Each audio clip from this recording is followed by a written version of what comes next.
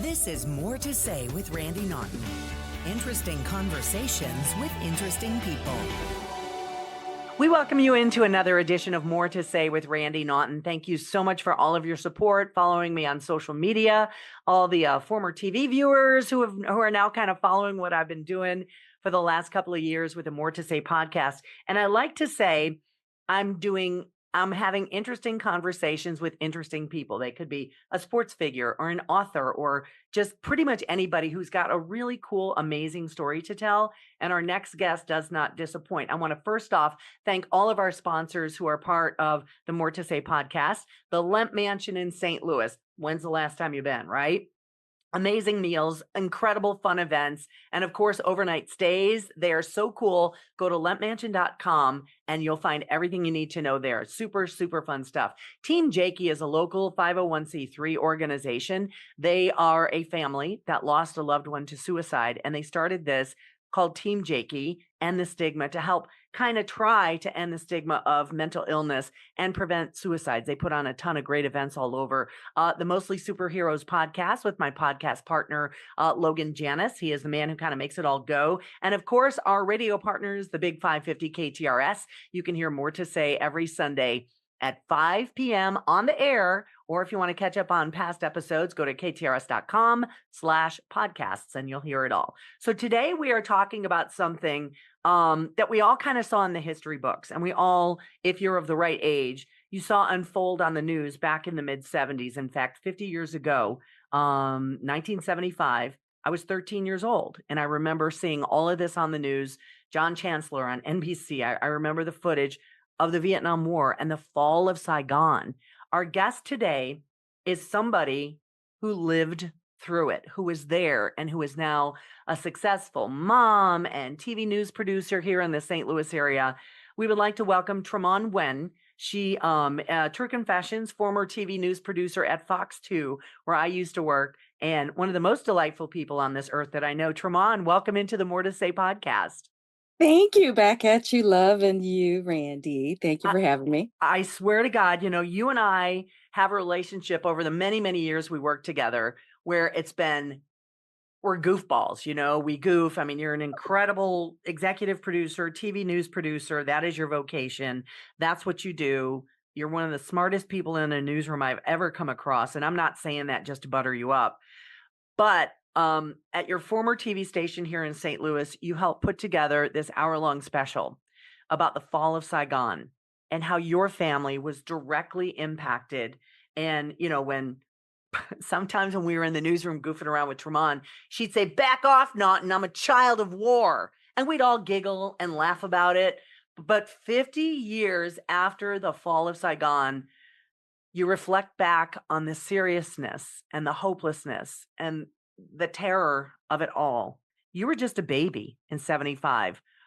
What can you tell us at this 50 years later, coming to the U.S. on a boat as one of these refugees, what you and your family endured? Take us through it. So, as you said, I was just a child at the time. And part of my reasoning for doing this 50th anniversary of the fall of Saigon was to basically not just for me learn my history of my family, but basically learn the history of Vietnamese refugees across the US. We all went through the same thing if we all went in 75 and also during the second wave of boat people during the boat people crisis in 1979. There were two waves. So it's not something that a lot of people would know. And especially as a refugee myself, I was too young to know. So Yeah. I kind of had that come to my head probably a year before the 50th, so last year at some point. And I was thinking in my head, what can I do to mark this milestone? Because the fall of Saigon caused such a ripple effect around the world, not just for Vietnamese refugees, but for the countries that took them in. What can I do to mark that occasion, that milestone, pay homage to my people and my family, but also to pay homage to the countries that took us in, particularly here in America. For us here, as green card holders or U.S. citizens. So I did that, and my family, my mom and dad really didn't talk too much about it. Since you watched the special, you know that my father, is a Vietnam veteran. Yeah. So he has never spoken of his service. He really hasn't. He was a pilot for the Southern Vietnamese Army and just would never speak of it. It's just that traumatic for him. And my mother would speak about her growing up in Vietnam, but not too much about the times during the war. So I'm like, okay, my mother has passed already. My dad won't talk. What can I do to kind of like learn my history? So I'm like, I want to go ahead and reach out to my aunts and uncles. And they are just like 10, 15 years older than me. So not too much older, but they do remember a lot in that time frame. But I didn't want to go back too far. I wanted to concentrate on the fall of Saigon, what happened leading up to it, what happened after it. And I didn't just want to concentrate on the story of my family. I wanted to talk and tell about the stories of other Vietnamese refugee families here in the St. Louis area. So, How big of a Vietnamese, I guess, community is there in the St. Louis area? How many would you say? Because I know many Bosnians kind of settled here after the Bosnian War. What about the Vietnamese community? How many are here? Do you know? Um, when I was doing my history and doing my digging for this project, it was really hard for me to nail down because St. Louis City does not really do a great job of like doing a breakdown. You can see Asians, but you don't see the boil down to Right. like the particular ethnic groups. So it was really hard. So I really can't say. I do know that we have a strong community of Vietnamese here. And as a Vietnamese Catholic, we have a very big Vietnamese Catholic community. And it is basically the backbone of the Vietnamese community there that resides mostly around the South Grand area and South St. Louis. Right. So, but yeah, it's a very strong community, even in the smaller numbers, but it's a decent size. I mean, it's not like Chicago, and the biggest, of course, is out in California, in Hmm. Houston, in Texas. So, I'm just noticing in your frame there over your left shoulder, over your shelf full of Emmys. This is how good this lady is at producing TV news. She's so good. And after I watched this special, I mean, it was in a word. I knew you were doing it, and then I watched it, and it was heart wrenching from the very first frame. And you could tell everybody you interviewed in it, and Michelle Lee from Channel 5, you could just tell the hurt is still there 50 years later. It's pretty yeah. incredible the emotions that still come up. How many people in your family came over in that first wave in 75? Because I know that you have a lot of family pictures, and it is Hmm. just filled with lots and lots of people. Lots of How many people. people came over in that initial wave? So the initial wave, I would say, I was among them as a grandchild. I think I was the only grandchild among that first wave. So there were 12, 13 of us because my oldest aunt stayed back with her family. They didn't come back. They didn't come over. They actually lived in the Philippines for a Mhm. little bit and came over in 78. So there was 13 of us, counting my grandma and grandpa. That's incredible given what I remember from the news footage and watching it, and literal babies being handed up to choppers that are taken off, and to Right. be able to keep you all together and to be able for everyone to come over all at once together. Oh my gosh, what a blessing. I know you said your aunt stayed behind, but what did that mean when you all came here at first? Where did the family land? How was that? So basically, uh, we ended up in Fort Chaffee. So Fort Chaffee was one of 3 military bases That's in where, Arkansas, right? right, in Fort Chaffee in Arkansas. And at the time, it was a federal base. Now it's Arkansas National Guard. So the feds ended up dispersing Vietnamese refugees to 3 different military bases in the U.S. And Fort Chaffee was the one that took in the most, and there were more than 50,000 Vietnamese refugees at the time that passed through. And my family actually stayed there for 6 months because we were there from like June until the end of December, right before Hmm. Christmas. And so we spent a good amount of time there. But with regards to escaping Saigon and Vietnam at the time, my family actually, we are from Vũng Tàu. This is where I was born. And, um, like in the special, the bombings started coming hours after Saigon fell. I mean, we're not that far. We're just 4 hours southeast. And when it started hitting, and this is stuff that I didn't hear. So when you're seeing it in the special and you're hearing it for the first time, like I'm hearing it. Yeah. And I and and the reason why it was so raw is because my aunts and uncles never spoke about it.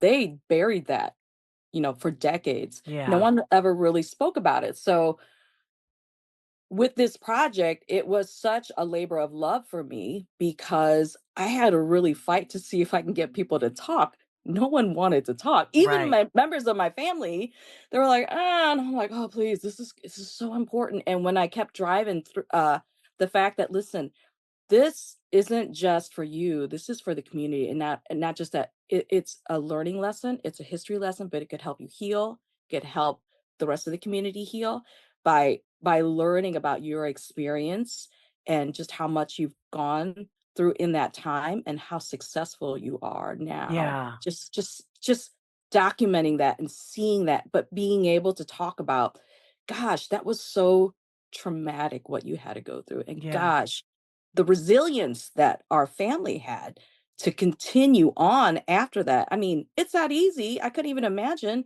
a family of 13, building a new life with nothing.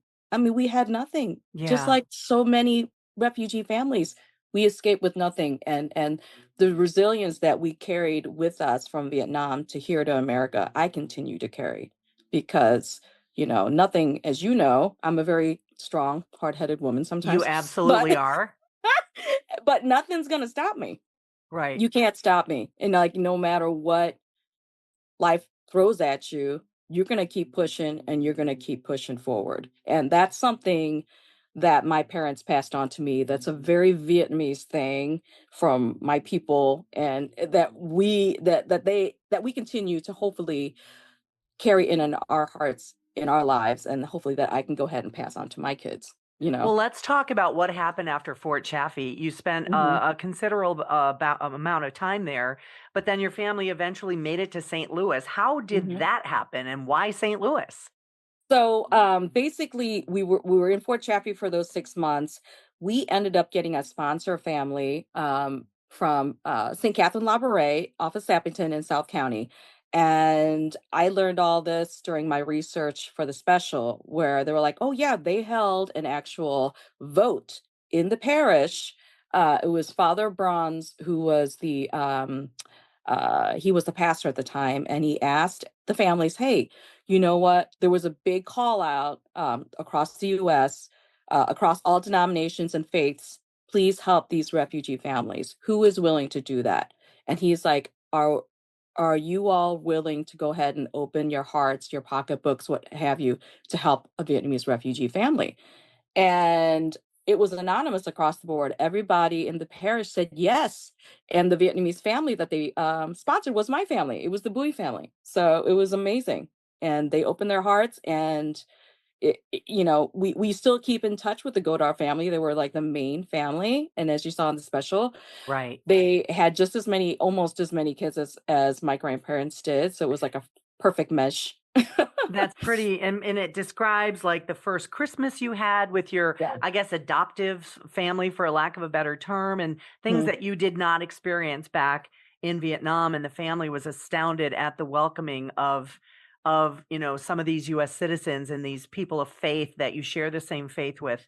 And it's seeing that, I'm like, oh, there are good people in this world still, thankfully. Mhm. Looking at some of the news headlines and coming from the news, both you and I'm sure we're can be very jaded looking at some of this stuff these days, especially with what's going on with refugees and immigration and things like that, Mhm. which we're not going to get into the political weeds of that.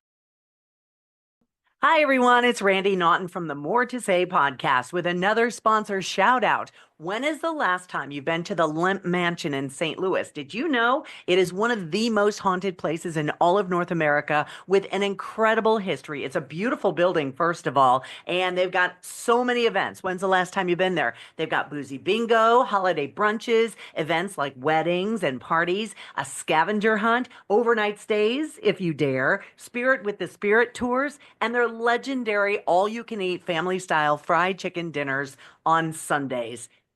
It's amazing. So listen, check it out on their website at lempmansion.com. We thank them for supporting our More to Say podcast, and I'll see you at the Lemp. Hi, everyone. It's Randy Naughton from the More to Say podcast. Thank you very much for supporting our podcast over the tons of episodes we've done so far. Somebody I want to shout out specifically to is an organization called Team Jakey. They are one of the sponsors of the More to Say podcast, and I couldn't be more grateful to be partnering with them. What is Team Jakey? Well, this family, the Zeller family, knows all too well what it's like to lose somebody to suicide. So that happened to them, their beloved Jake. Took his own life. And what they want to do, they've set out on a quest to end the stigma of mental illness. So Team Jakey puts together all these amazing community events year round to help raise the awareness and prevent suicide and end the stigma of mental illness. So we would love it if you followed them on Facebook, Team Jakey and the Stigma. And of course, thank you for supporting the More to Say podcast as well. Team Jakey is one of our partners, and we are so happy to have them on board. Thank you very much, and we'll see you on the podcast. Hey there, it's Logan Janice from Mostly Superheroes, the podcast. Whenever you're done with this episode, be sure to go check out our show at mostlysuperheroes.com or by searching Mostly Superheroes podcast on Google, YouTube, Spotify, Apple Podcasts, Pandora, iHeartRadio, wherever you get your shows, really. But mostlysuperheroes.com is where you want to be. Check out our event calendar, our past episodes like reviews of Superman, Fantastic Four, and be sure to listen to the recent episode of More to Say with Randy Naughton, where Randy interviewed me, Logan, on her show, and was even featured on the Big 550 AM KTRS. Randy came on our show a while back. You can still go check that out at mostlysuperheroes.com. From Logan, Arena Andy, Scotty Scoop, Sam the Sleeper, and the Mostly Superhero Squad. Thanks for tuning in to More to Say with Randy Naughton, and check out Mostly Superheroes when you're done. Enjoy the rest of this episode, and take it easy. Rise energy strips. And you're like, Rise? I've seen those. I've heard of those.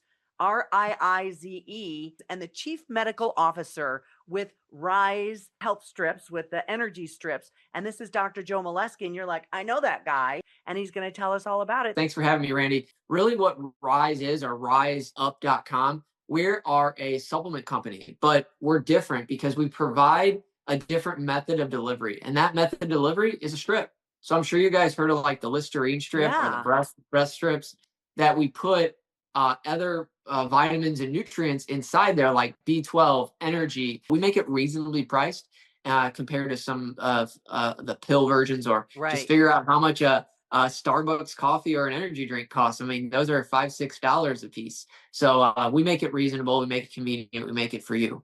It is RIIZE, riseup.com, if you want to get in on this latest craze in supplement delivery system. It's under the tongue. It dissolves in moments, works in minutes. So you want to maybe check that out to see which one might work for you for whatever you'd like to help or correct. Dr. Joe Molesky, I thank you so much for joining me. Thanks for having me. I really appreciate it. Rise up. When you think about a family of 13 moving to an entirely different country, B, going to yet another city, literally starting from scratch, no money, no place to live, didn't know the language. How did the family kind of sustain itself? So I didn't have time to kind of like say this in the special because it was just way too long. But my The mother, producer cut it short. That's what producers do. it's just like, oh man, there's so much good stuff here, but I really got to turn back.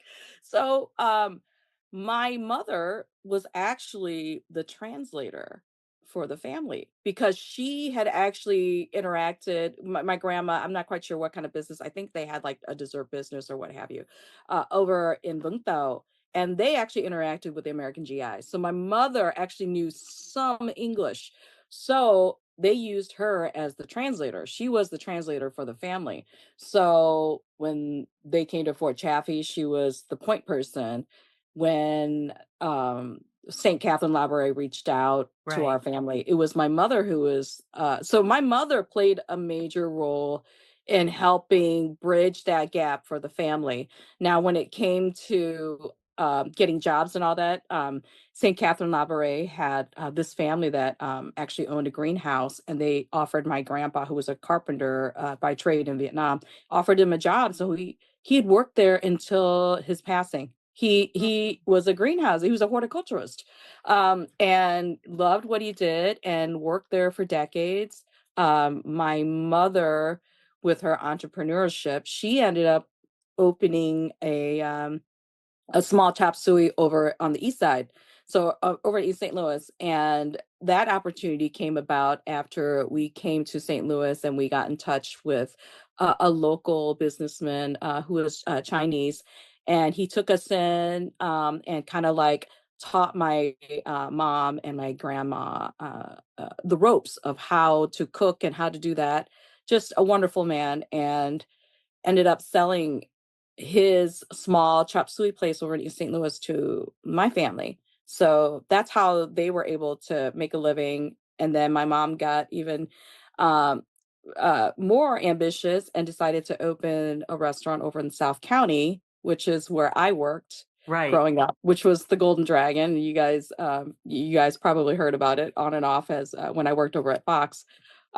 Off a Telegraph, and I worked and helped run that place from the time I was like 10 up. So I I but it taught me so many good things when it comes to responsibility and hard work, and it helped me appreciate just how much my family was willing to go through to help make sure that there was food on the table, that we had the opportunities to go ahead and learn at school, um, you know, and I valued work ethic and what it took to make money, put myself through college, did all that stuff, and did what I could to go ahead and repay my parents when I was able to and was stable enough with my cash flow.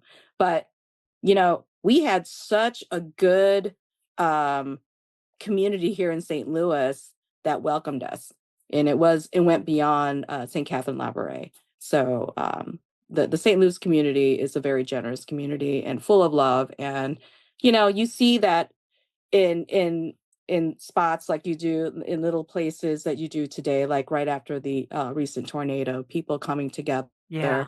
and lifting each other up. And that is what St. Louis is about, and that's those stories are what touch me, and I'm sure they touch you. And that's why you do your More to Say podcast, is interesting people, but also interesting stories. And that's part of that story that you like to talk about That's and say. 100% true. And that's, I often tell people is that they say, why are you doing this podcast? I'm like, well, as much as I loved my 40-year television career, 30 of it at Fox 2, Hmm. you do an interview on TV and you'd have 3 minutes, and then you Right, couldn't get to the meat and potatoes. You couldn't right, peel back the onion of the entire story, which is why right, we're here today, trying to talk right. more about that. And you mentioned a little while ago that you talk about your children. You have 3 children, and Yes. they were all born here, and Hmm. they are of Vietnamese American descent. How are you trying to pass along the history to your children? How are you and your husband as a family trying to instill in them, I guess, the plight of your family, what you went through and how it shaped you as a person and your family today? So what I do is I really try to make sure that my kids know about their family history. I've talked to my daughters since they were very young about mommy being a refugee, how you got to do stuff, hard work. No one's going to hand stuff to you. Right. Never expect that. You always have to work and earn it. And I try to do the same thing with my son. He's a little bit more different than a girl. I realized that. I was like, boy, I don't know How about you old is he sometimes. now? How old is your son? He's 9 going on Get 10. out of here. I Come know. on. Remember when you Stop held that. him when he was a baby? Yes, I do.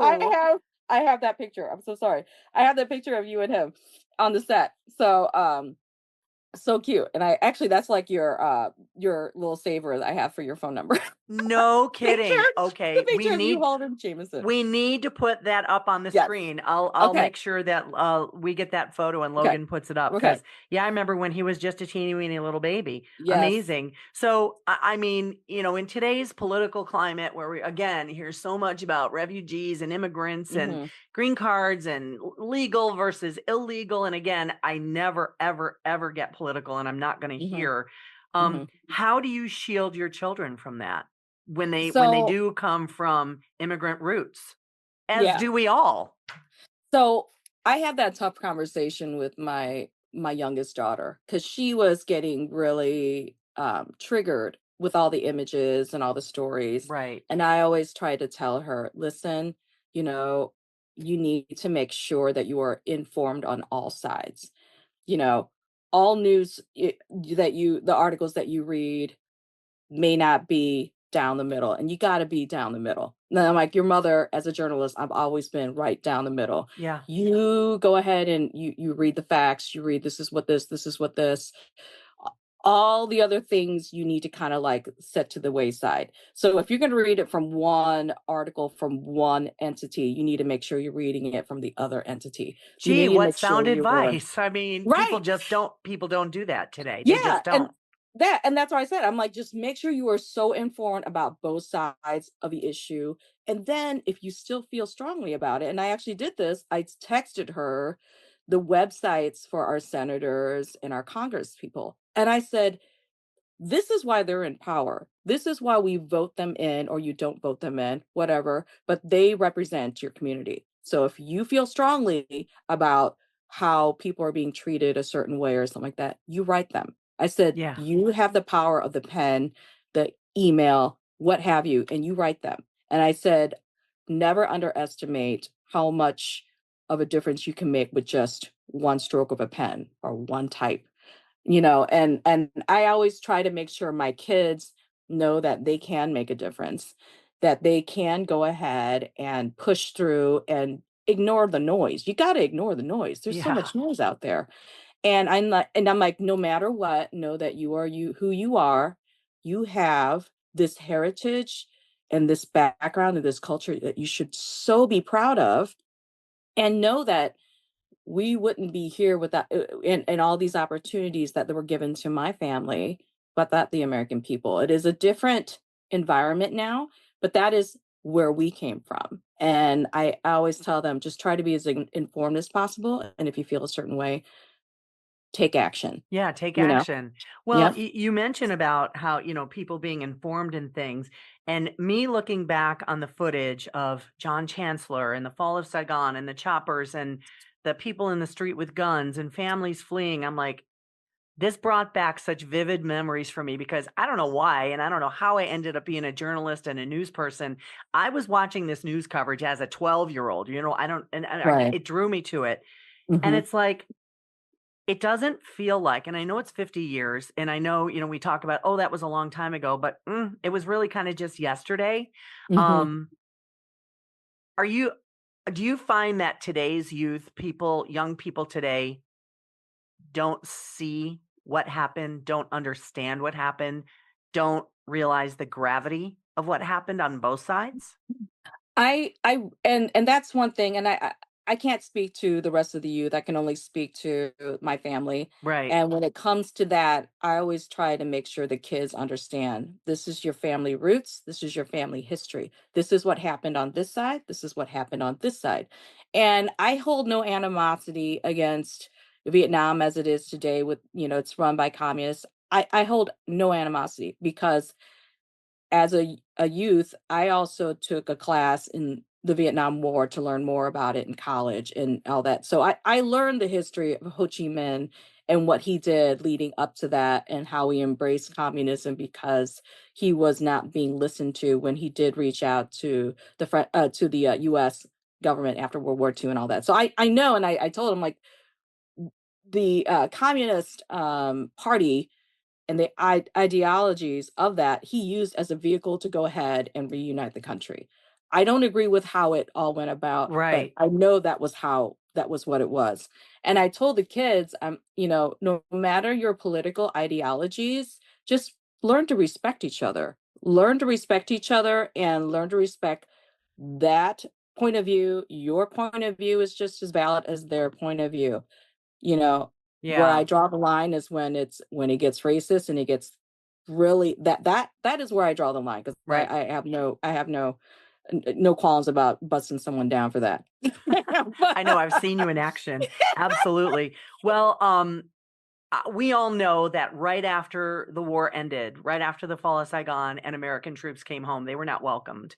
They were not praised. They were not revered. They were not seen as heroes. They were, terrible names. And that's probably why so many American US troops kept it to themselves. I mean, obviously, it was very traumatic, and I've seen and heard many, many, many different stories, some of which are told in this particular special that you put together. But now, when I see a Vietnam veteran, or any veteran for that matter, it's like, hell yeah, thank you for your service. The more Right. I learn, even though I was just a kid at the Mhm. time, the more I learn. And it's like, are you finding that that particular climate has changed where people are like, okay, we get it now, and I they are to be revered?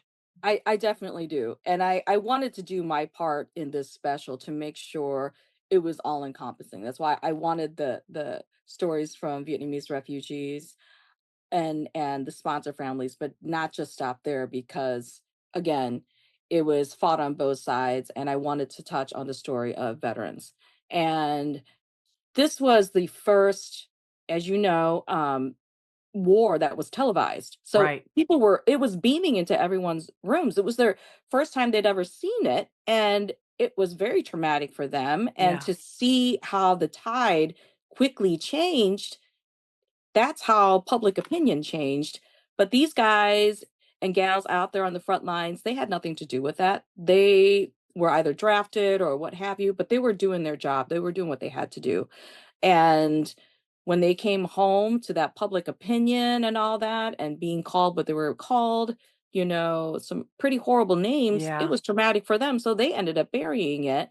But I think with time and how we've been, I would say, even in the last, maybe 3 decades or so, when we started to reach back out to them and say, hey, you know what, let's make sure that we hear their stories and hear why they buried it and hear what they went through so that they can have healing. That just helps us move forward. Like I said, when it comes to my own history, learning about history, this is like the Vietnam War and the fall of Saigon is Vietnam history and American history. It's both. Absolutely. I So, 100% agree. so that's why I'm like, make sure we hear from those poor veterans who are out there on the front lines because they deal with a lot of trauma and I can't even imagine the Even to this trauma and the day, guilt. 50 Yeah, years. Yeah. 50 right. years. And I just wanted to make sure that we can hear that. So hopefully, we as journalists can go ahead and do our part to continue the conversation out there in the community and to continue to inform. Everything's kind of shifting these days from, our traditional medias to digital and what have Right. you. You're on podcasts. So whatever we can do, like you're doing now, to inform the youth, hopefully, and whoever who wants to listen, hopefully we can do that. That's our part as journalists. That's Well, how I took it. yeah, you're an incredible storyteller, and we are going to be running out of time, but I did want to touch base on this. This past June, you went back to Fort Chaffee, Yes. in Arkansas, and for a reunion of many of the people who stayed there for that time before they kind of dispersed to their cities. What was Mhm. that like? Oh my gosh, it was amazing. So, and that all came about because of the special I'd done. And the woman who was in charge of the Chaffee Crossing Historic Chaffee District, she runs a museum down there that has a really small but powerful exhibit that touches on the Vietnamese refugee experience there. And she wanted to do more. She wanted to raise more money to kind of expand that. And then she asked me, "Oh my God, Tremont, we want to do this on World Refugee Day. Would you be an MC?" I'm like, "Are you sure about that?" I don't know. You Oh know me no, with you're a commanding presence. but my mouth, you know how it is. So I was just like, okay. I said, sure, sure. Oh, I would. And it was amazing because I was there with Nam Lac, who is very famous in the Vietnamese community. He is a songwriter and singer, poet, and I went with him. So I'm dealing with a veteran, who's been out there in the media and entertainment biz, and he was great because he's like my dad's age. I told my dad, my dad's like, "Oh yeah, I know him." I said, "Dad, I'm gonna MC with him." I'm like, I remember watching him in, like, if you were Vietnamese ages ago, they used to do like these big kind of like, I wouldn't say like solid gold type of thing, but it was like these big Like a shows. variety show, like an Ed Variety show. Sullivan. Yeah. Yes, yes, yes, yes. And it was like Paris by Night or Asia. So he used to be the MCs for all that. So I grew up watching this guy. So now I'm MCing with him. It was hilarious. Full So it circle was, moment. Wow. yes, it was amazing. And then I got to meet Dat Nguyen, and who former Cowboy, first Vietnamese NFL player. He was amazing. He was hilarious. And just meeting all of these families from across the US, and who all decided this was a big enough event to come, and just the community, the camaraderie, the laughs, the love that we all shared, just hearing their success stories and how they broke barriers. It was amazing. It meant so much to me. And it was great for them to say, wow, somebody actually thinks this is important enough to go ahead and mark with us. And they were honored. I was honored. So it was a great experience. That's amazing. Well, you, like I said, are an amazing storyteller. I love you like a sister. I've known you for so many years. We've worked together in the trenches in the middle of the night when everybody's crabby. And she mentioned her mouth, and she's not kidding.